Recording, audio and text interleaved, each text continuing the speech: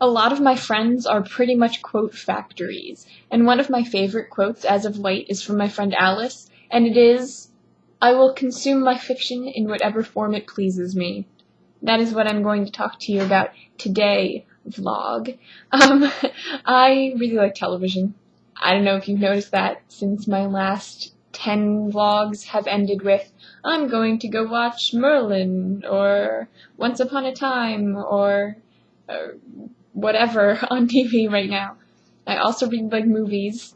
I've seen like 4 of them in the last 3 weeks. Only one of them in theaters, but I mean, like, it's still a movie. And I love books.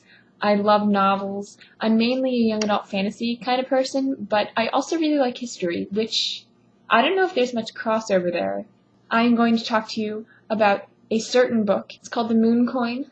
I'm wearing a shirt for it because it's so good. It is a young adult fantasy, so if you don't like them, I apologize, but just listen. It's about this brother and sister named Jasper and Lily, who grow up listening to their Uncle Ed tell them these bedtime tales. Not stories, tales. Tales are true, divulged in secret.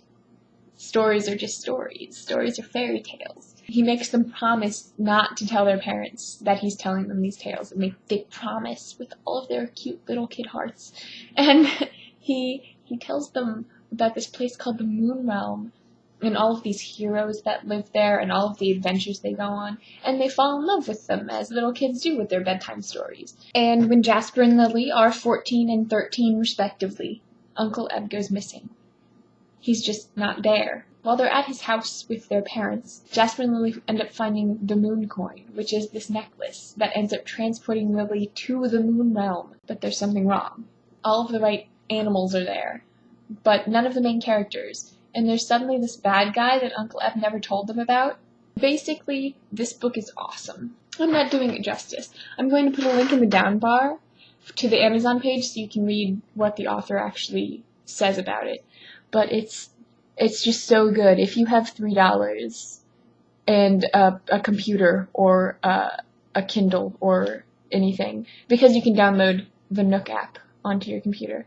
The illustrations are amazing, the writing is great, the plot is so good, and I would love to hear what you think about it. We could have a discussion. I can't talk about it with a lot of my friends. Janet and I read it sitting across the table from each other, and she finished like 2 chapters before I did, and then we just sort of sat there going like, why is it over? I need the next one, and I think you will too. So I highly recommend you read it. I'm going to put a link to the author blog as well, because you can read the first 2 chapters. And first 2 chapters, first 3 chapters. You can read the first couple of chapters. And I am going to go eat pizza and watch the last 3 episodes of Merlin that I haven't. And then I will be up to American Date. And I will see you tomorrow. I won't see you tomorrow. You'll see me tomorrow. It's like Hank Games.